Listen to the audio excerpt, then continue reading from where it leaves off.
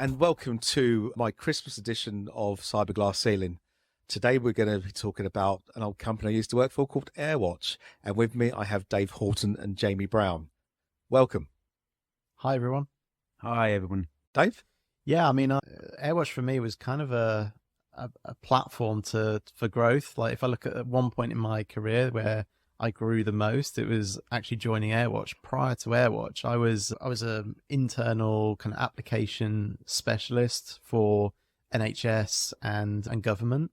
So I actually used to work in the Guildhall up the road from here. I used to live on Guildhall Road. And so it was a very different kind of world, but coming into a fast-paced software company. And I think, I was really given a good opportunity. Like if you look at the profile of someone that was to join your company that was going to be fast-paced, I was possibly a risk, right? But I think I was also quite cheap to get in. I was a very junior. I was much younger than I am now. And so, meeting the team like Ian, they're obviously on a growth frenzy, trying to get as many people in as possible. Dan Quintus, from a technical standpoint, obviously he was quite an intense interviewer, and they had some really interesting challenges. But it was definitely the whole kind of experience leading up to it was really key. And actually, how I came to know about AirWatch was I was looking at a MDM solution for the council. And Paul Brown was my account executive calling me, trying to flog me some software. And I obviously looked at the profile of AirWatch while looking for solutions. It was like, oh, okay, they're in Milton Keynes. That could be interesting. So interesting how things kind of turn out. You know what? It's so I get that. I mean, for me, I was a Microsoft head, so I was working for various resellers. I think you were one I used to work with. OSHI. Yeah, we don't talk about that, but everyone forgets the T at the end of it. But no, I was Microsoft MCP in software licensing and stuff like that, and that was my background. It was all Microsoft. And I know I was looking for a new job, and of course I was in Northampton. Mm-hmm. And this came along, and I met with John Marshall and Ian Evans on a Saturday morning, and the boardroom had just been done. So we literally just moved to the Milton Keynes office. And I remember saying to you earlier, I got bored listening to John Marshall. He's got a very monotone voice, and it was like, yeah, you're not exciting me. But Ian, on the other hand, was different kettle of fish, and Ian's. We'll talk about Ian Evans in a little bit, but no, I went from Microsoft into the world of MDM, not knowing what it was, but then not a lot of people knew what it was, and we were there to disrupt. We were there to flood the market, and later on in this chat we'll talk about the success of it. But no, it's good to know. So there we are. So you were in the early days, Jamie. Yeah. So when I said, yeah, you look, I'll join. Okay, it's kind of fun, and I always remember that I got to in my offer letter, and it goes to this office, and then I got a text from Adrian. He said, "Don't go to that office because we're not there." So it's like, oh my God, what have I done here? And he goes, "Go to the Regis office in Milton Keynes, just off the M1." So I was like, okay, and so we was at this Regis office for about 3 weeks or something like that, and then we moved into Knoll Hill. So we was waiting for the Knoll Hill move. So a lot of disruption. Ian was flitting between trying to organise things. It was we didn't have Wi-Fi. We didn't have phones. We had to use mobile phones, so it was costing an absolute fortune. But did it stop you selling? Well, no. I mean, the fantastic thing is we really was just like, let's just go. Let's hunt business. I always remember we had a BlackBerry 2008 list, so we was calling those guys. And it was a proper hunting business and making do with what we had, which was kind of fun, kind of crazy. Indeed. And Dave, you were in the tech side of the business. So Jamie and I were in the sales side, and we'll touch on the sales. How were you measured on a technical level? Because you guys had all the gadgets, and whether it's unrolling, enrolling the devices and new devices coming to the market, looking at whether it be an iOS or an Android. Were you guys measured on any success and how you could get things done? Well, first things first, I think it's great that you invited the SE to this call. I think it could have been a sales kind of crony kind of crowd, but But yeah, I mean, when I joined, obviously, like I mentioned before, I was kind of hired on a bit of a risk, right? I didn't necessarily have the skill set. I had some skills like in that area, like troubleshooting, and obviously knew the market a little bit. But when anyone technical came into the company, typically what happened was you'd start in support, which is kind of, if you've worked in a company from a technical standpoint, support is possibly the worst place to work because you're just getting people that are upset, especially if you're working with some ropey technology, which you could argue we were at one point. If anyone remembers Silverlight and like that version of the platform and the migration, pretty much my first day was that migration, and everyone's all hell's broken loose, go and fix the product. I'm like, what's it? What do we do? It was a real baptism by fire, but everyone joined it through support. And then if you had some promise, then you'd move to implementation.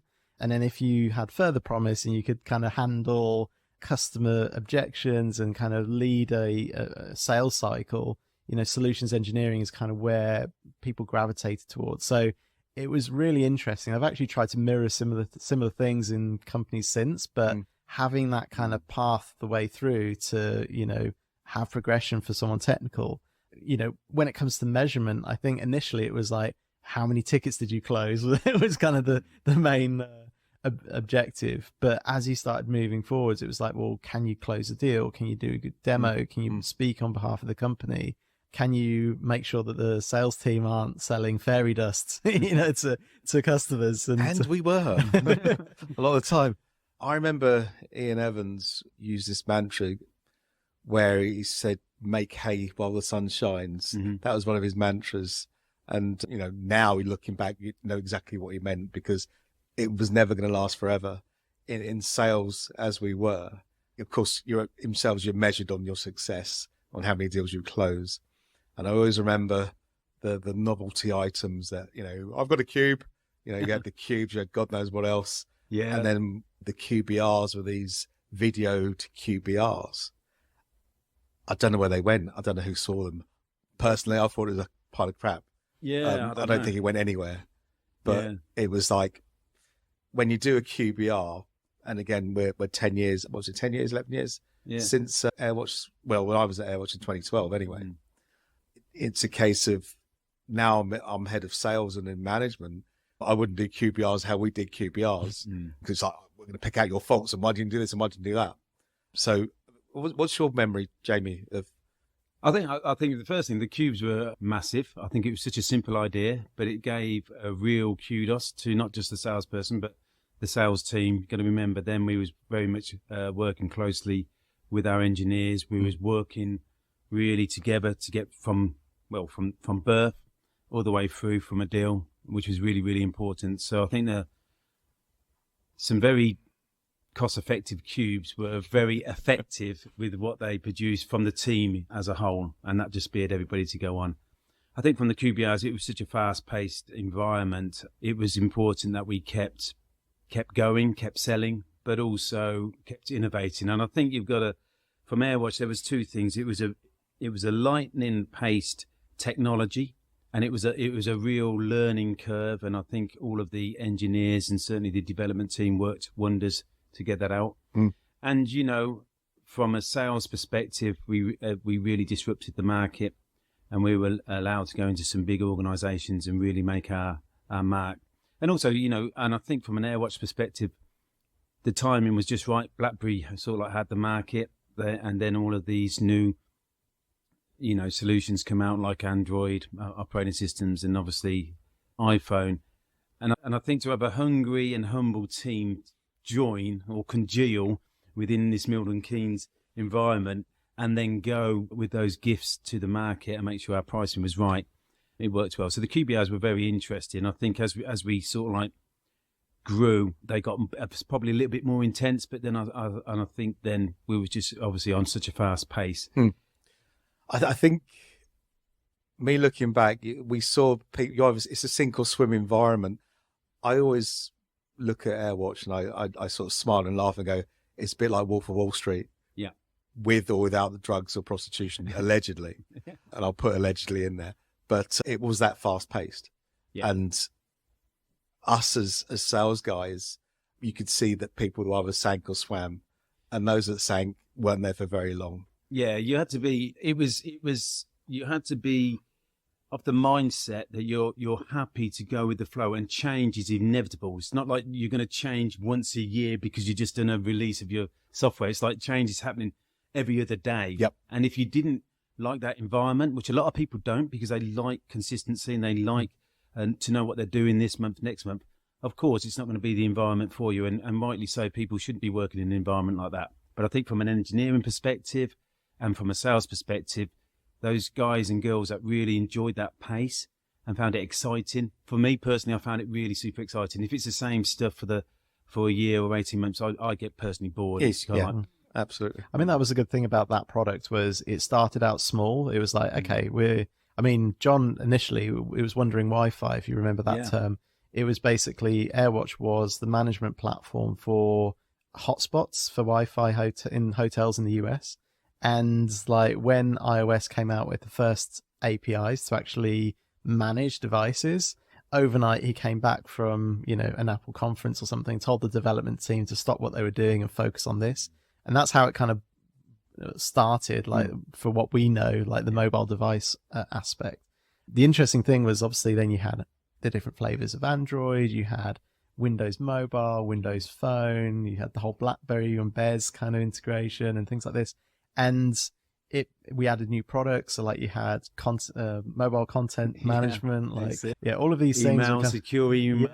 And you could see it in a very short period of time becoming a point solution to a platform. Yeah. And I think it was challenging because I think when we first came out with some of these products, they were ropey, is one way of putting it.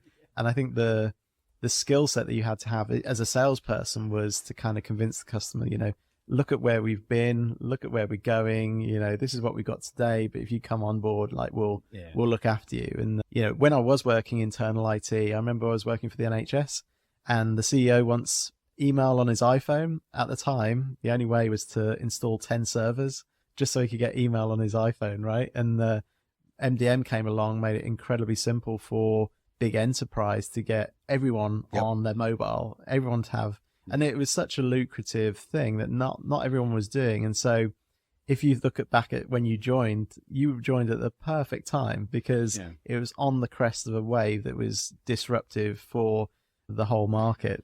Yeah, I remember 2011, we was in Knoll Hill and there was, 4 or 5.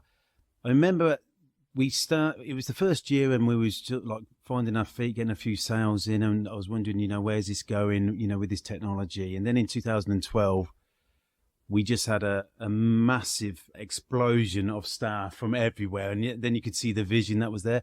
And I always remember on Knoll Hill, it was a 2 up, 2 down. And we got that crowded that we was doing demos on the stairs, basically, with people walking past you because all you had was these little cameras that was on your iPad or whatever it was at the time. And everybody had to be quiet. It was a crazy situation until we obviously moved into the offices at the train station, which was obviously much more, you had soundproofing and it was much more professional. But you know what, that was it, because in 2012 it just exploded. So it was a really, again, if you didn't like that environment and that speed, you could get very sort of like, anxiety attacks, I suppose, and then you've got to move on. But for me, it was like, this is great.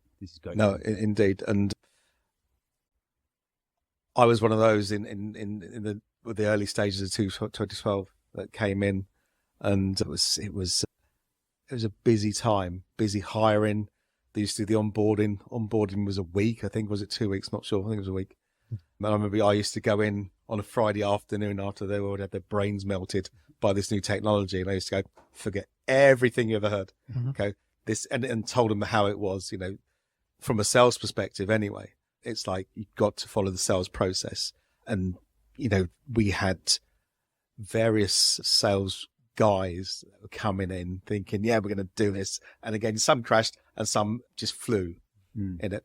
And you can tell that. And I always remember looking at the car park, the staff car park, because in 2012 you were driving something ridiculous at the time. I don't know what that was. It was like a people carrier. And my Kia Sportage. Yeah, the Sportage, whatever. Now, that's very handy, because when we had to move from Knoll Hill and put stuff in storage, I think Ian had a Maserati. He loves his fast cars. Or he had a Porsche by then. I think it was a Maserati. So the Sportage could flat pack down and actually put desks in. So my job was to actually move like chairs into. That's enterprise mobility for you. It was just crazy. And again, to save costs, you know, don't hire a van and put it all in there, put it in Jamie's car. No, I just remember from the car park, people were starting to be successful. And you could see that where people upgraded cars. Yeah. You upgraded yours, I upgraded mine. Dave, you were coming in a Porsche or something, weren't you? No, not was back that then. you? Back then, I was getting the train. I was motorcycling actually. Oh, a lot of the yeah. time. Yeah, sorry, you were one of the motorbike. Yeah, guys, the motorbike crew of AirWatch.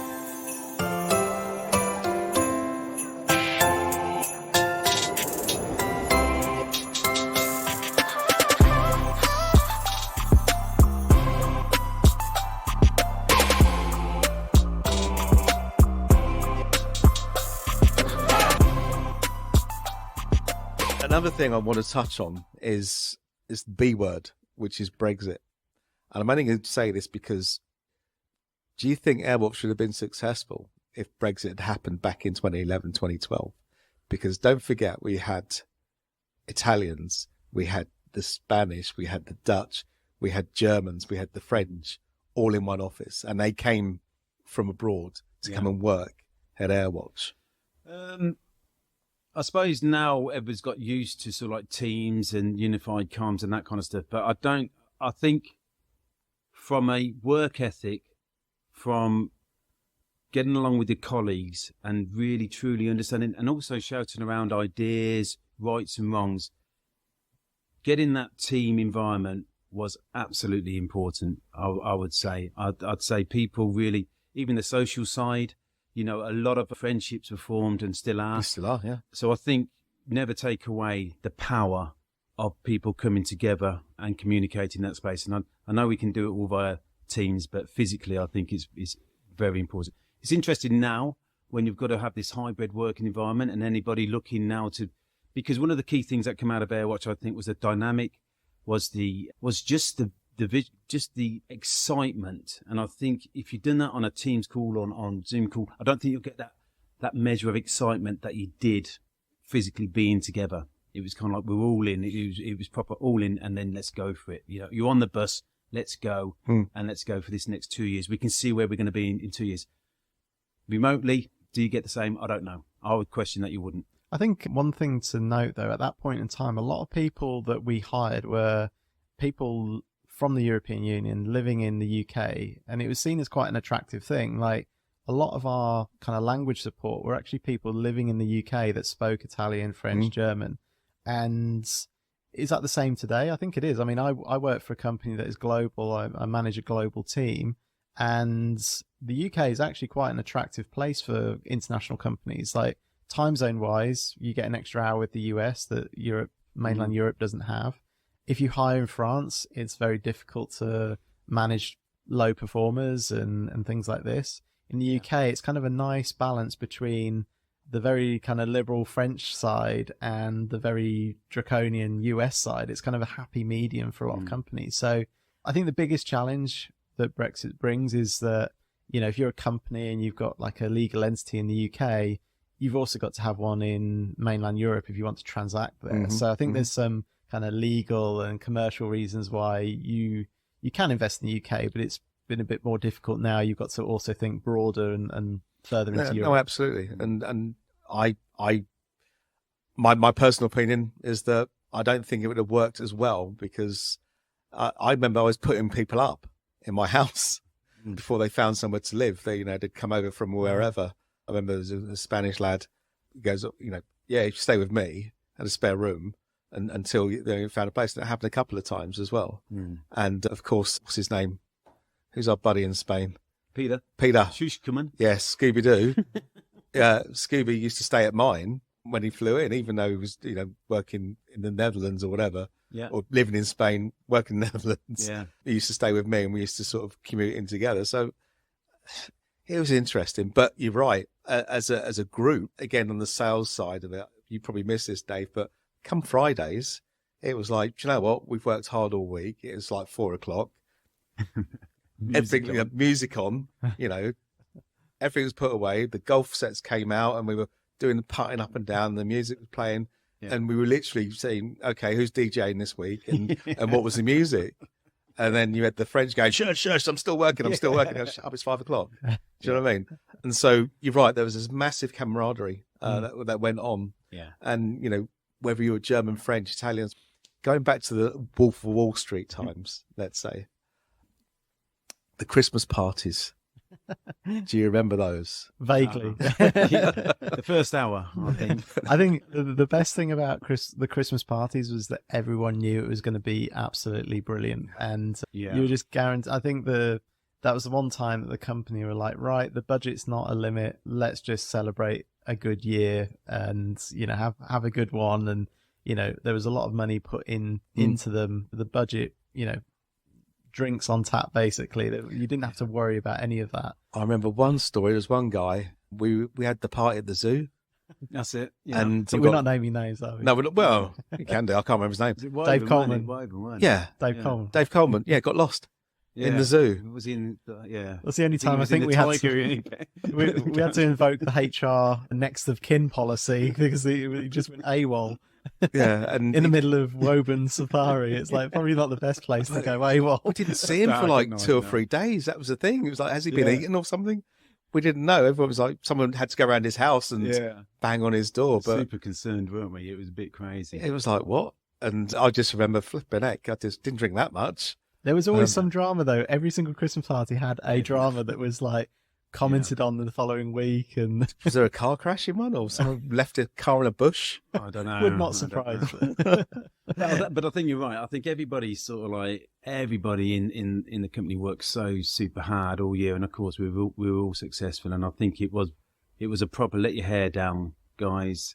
Just enjoy yourselves and get on it. And I think everybody was like, you know what, we're that tired from working as we have. It was always a great atmosphere, great. I always remember I used to do a lot of shots, and then my dancing skills after that were fantastic. And I used to do my grease stuff on the dance floor, and everybody was wowed by it and said, "Wow, didn't know you could do that, Jeremy." Okay, so I fell asleep really in the corner. You know, we've spoken about the early days, the challenges. We still sold. Technically, it was a bit flaky, but you know what? We were still selling it, and it was still being developed and still being built. And then we come on to the real success when we were flying high. Now, you don't have to answer this, Jamie, but it would be good if you did. What was your biggest paycheck in that month? 1 month? Oh, so I think I do know, because I kept that. I think it was about 20 or 30k. I think something like that. I'm not too sure, but I've kept the actual. I know I've still kept it because it's like a souvenir. Yeah. Never been repeated, by the way. I'm just saying that because the only reason I say is because Jamie, in my opinion, I think it's known that was probably the top sales performer in the company, without a doubt. Jamie was just smashing it month after month, quarter after quarter. And so, you know, it was like you came out with, I think my biggest paycheck was like 20. Yeah. Do you know what I mean? And then Evans took some of that away and gave it to the freaking States anyway, bastard. But yeah, so Jamie was one of those guys that it's kind of funny. He got involved when he wanted to get involved in all the camaraderie, but this is a guy that his head was down, bang, bang, numbers all the time. Yeah. Now, I know as an SC in the tech, it was slightly different. Well, I mean, I'll say, like, I was brought in very cheap. And like, it wasn't until Mobile Iron started poaching our technical staff that I got called into Ian's office one day and was given a 40% pay increase. Yep. It was like they were so concerned that they'd been. I mean, I was quite at that point in my career. I was quite privileged to work there because it was fast paced. I was the value I was getting was not monetary. It was more the experience and the exposure. We were working with big companies, and like I was working with like Nokia, UBS, the Jaguar Land Rover. Like, I'd never be imagining I'd be working with these like massive companies.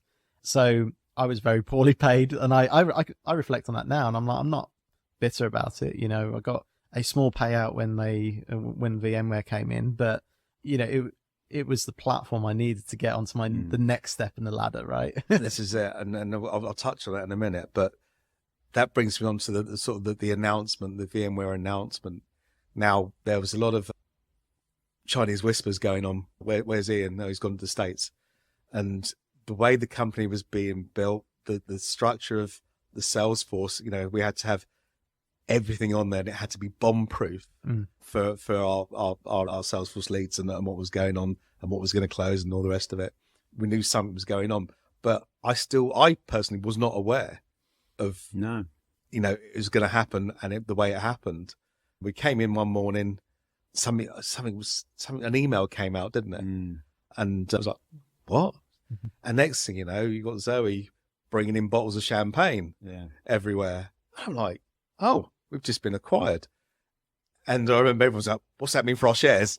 And everyone was looking at, our shares. None and void because they're AirWatch shares.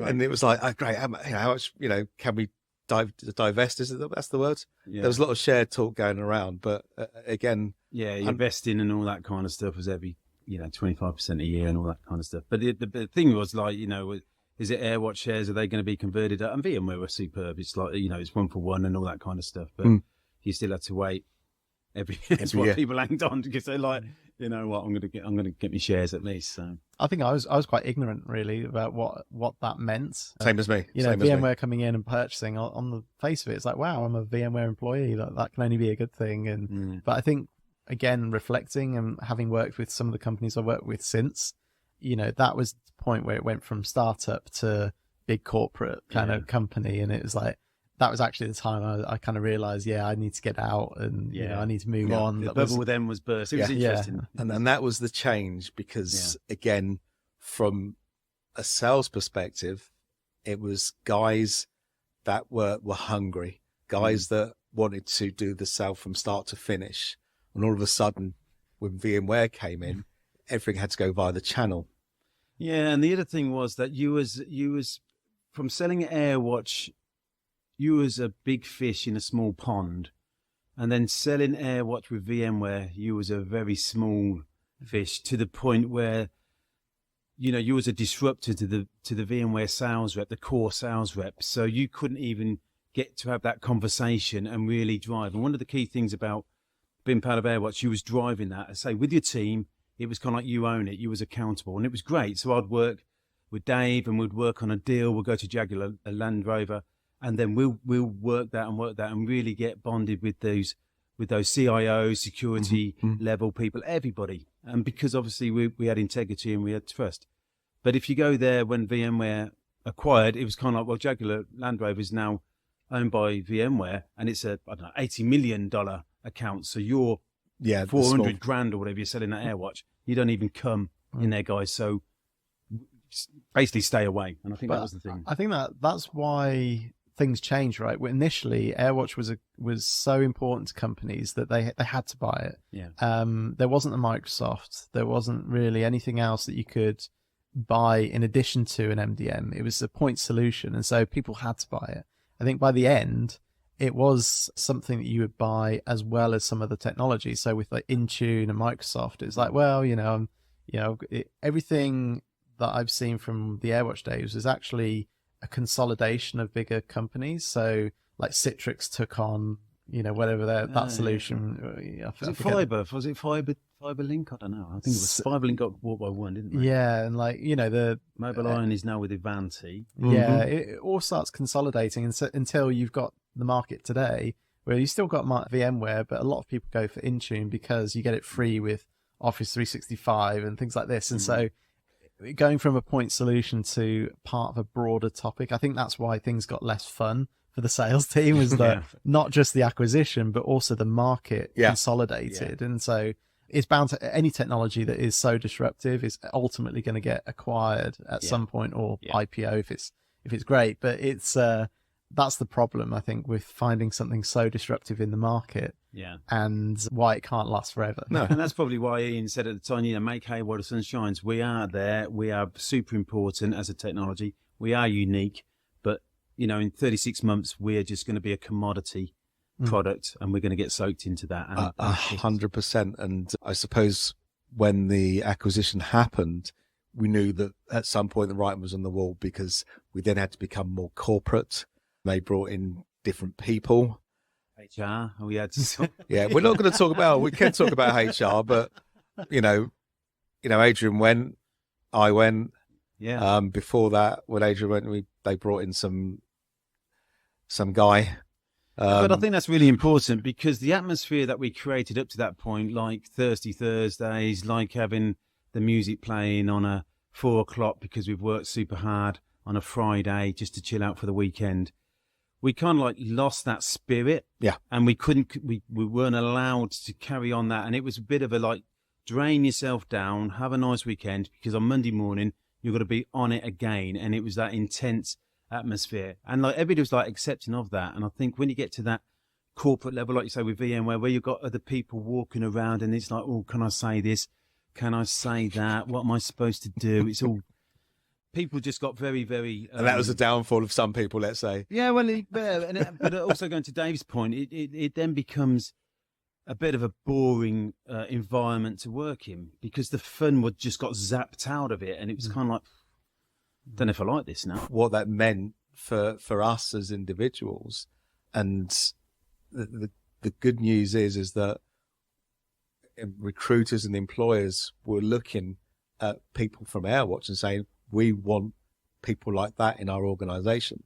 So overnight, you could double your basic salary. Yeah. And say, look, you want me? This is what I can do. And, I even wanted to mirror in a sales organization what we did at AirWatch. Yeah. Because, we're not going to do that again. Or, that was a unicorn in our lifetime. So we're going to come across another AirWatch where it was that much fun. We made that much money, and it was acquired for, 1.56 billion. Yeah. In the end. It's rarely going to happen. And if you come across that 2 or 3 times in your life, in your working lifetime, good for you. But for us, for myself, life after AirWatch was even better, because we walked into jobs that paid, had structure, for want of a better word, and we were respected. So if that's a thing, I don't know how you came across. Yeah, I suppose, yeah. I think unbeknown to everybody, the AirWatch tag was gold dust, and is gold dust, because I think the AirWatch legacy and sort of like what we created, I think everybody talking before learnt so many skills that they didn't think they would learn, or they just learnt because we was in that environment, and to take them forward and to try and put them into other organisations, I think is gold dust. And we've all absorbed those skills, and everybody else who was at AirWatch. So I think the tag has been fantastic. And I think from a maturity point of view, I don't think, obviously speaking to the broader family of AirWatch, I think everybody's been successful, which is super good. Well, I think going back to your point, like what you learn in 3 or 4 years, what other people take 20 years to learn. Yeah. I think you're thrown in at the deep end. Yeah. If you failed, it was very forgiving, like from that perspective. If you failed, move on to the next one. And I think you learn incredibly quickly when you're given that kind of level of freedom. But going back to, the legacy, I think when we were preparing for one of the Mobile World Congresses, I remember Ian saying, like, this is going to be shit. Like, you're going to have a terrible week, but, this is going to be the highlight of your career. He knew it. He knew it was going to be really hard for everyone, but the people that went were going to be able to look back in their career and say, yeah, this is where, we saw a turning point in history of that particular technology and that legacy. And we'll be talking about it 11 years from now. And it's like exactly the case. This is what we're doing.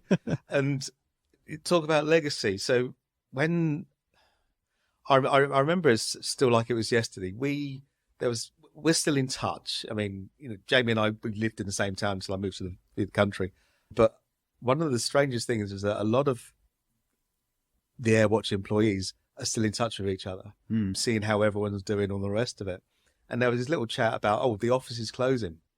And I remember getting a message, I think it was from Sam, not Sam in Australia, someone else. And they said, we're having a few drinks in Milton Keynes, say goodbye to the office. I'm like, yeah, okay, I can do that. Thinking maybe, 10, 15 people might rock up. Some of the techies will be there because they like a beer and they craft beer, and some of the sales guys would be there. And I was absolutely blown away by the amount of people that rocked up to this. I'm not talking 20 or 30 people. I'm talking a couple of hundred. Yeah. total people saying goodbye, and faces you hadn't seen in a few years. They were there, and we talked about people that we loved and lost at AirWatch as well, because there was a few of those as well. But I was just overwhelmed. Even Ian was there to say goodbye, and there was a good, 150, 200 people. I think. I didn't make that one, I'm afraid. But I think it also proves the value of what everybody individually took away from AirWatch, to make the effort in their own personal time to greet friends. And I think, the other key thing, and I think that's one of the key aspects of AirWatch. There was a lot of friendships, and there continues to be. There was a lot of marriages. There was a lot of babies. But everybody was really, don't get me wrong, it wasn't all harmony. We had fights. We lost territories. We lost accounts because we was growing. We was all, toys out and all that kind of stuff. And we never, one of the key things was that we all fought together. We never wanted to lose a deal. Always remember, scorched earth, do what you can do, win the deal, grow it, expand. It's land and expand, all of the buzzwords that you hear now. And it was really true. And I think when you go into the trenches and fight like that together, and when you get the results and that family's formed and that trust and integrity is formed, and I think that's when you get to an event 4 years later, whatever, and you say, we'll just rock up, and there might be 10 people, you'll get 100 odd plus people, and they'll all have stories to tell. They'll all have, stories of going into battle, losing and winning, and, at the end of it, they'll all come out with a smile on their face, so you know what, it was kind of fun. No, absolutely. Like I said, I bumped into Ian Evans, years later at an event, and literally, he was at One Trust. I think it was he was the boss of One Trust or whatever. And we're literally sitting in a hotel drinking whiskies with some of his team around him, or lackeys as I would call them. And we're having a laugh about our time at AirWatch. And, we mentioned HR. I'm not going to mention it too much. I'm not going to get sued. But the ridiculousness that went on there. But that's what happens in a growing company. And now we've matured. And even if we took 10% of what we do today from what we did at AirWatch, it'd still be successful and still make that drive. So, but I think also that everybody's still got. I think everybody is still wanting that desire. Everybody's saying, "God, I want to go back to a startup again. I want to go back to an AirWatch or whatever it may be, a disruptor of the industry," because I'm still hungry for that. And I think that's the great thing from everybody, because they've learned so much, and now we can go in and put all of our input in. And I think that's something that everybody's taken away as well. They feel confident now of going into that environment and saying, well, actually, we should do like Dave's done. You've got a fancy title now, haven't you, Dave? What are you doing now? Well, right now, I basically lead the solutions engineering team for a company called Odysseus, and so it's kind of Salesforce ecosystem. I wouldn't say it's kind of like a unicorn like AirWatch. It's a very different technology. Like, we're not trying to burn through $200 million in a year to kind of like grow the company and market share and things. It's very different, but I think that is a casualty of 2023 and this kind of post-COVID era, is that companies can't just burn through money, like spend $5 to make $1 and then hope that your market share is going to carry you into an acquisition or an IPO. I think it's a lot more difficult to do that these days. But one unique thing that from my career is post AirWatch, I went to work for Vodafone because I was like, they were offering big money for people with our skill set. Like you said, so I thought, right, I'm going to spend some time, make some money. A year after that, I was bored of working for a company that would get excited over a 1% growth.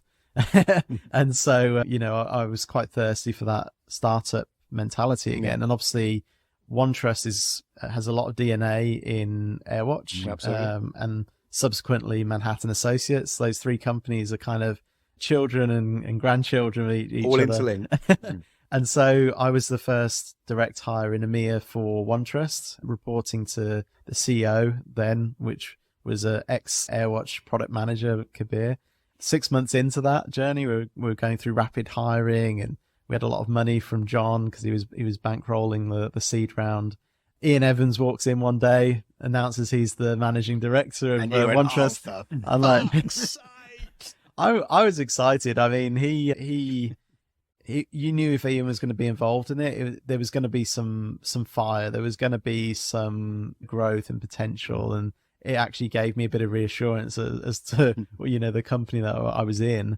It was also a very good lesson to me not to burn bridges, right? Because when I handed my notes in at AirWatch, I did it incredibly respectfully. I didn't do anything or upset anyone that, you know, would affect anything, and thank God, because I don't know what you're talking about, Mr. Horton.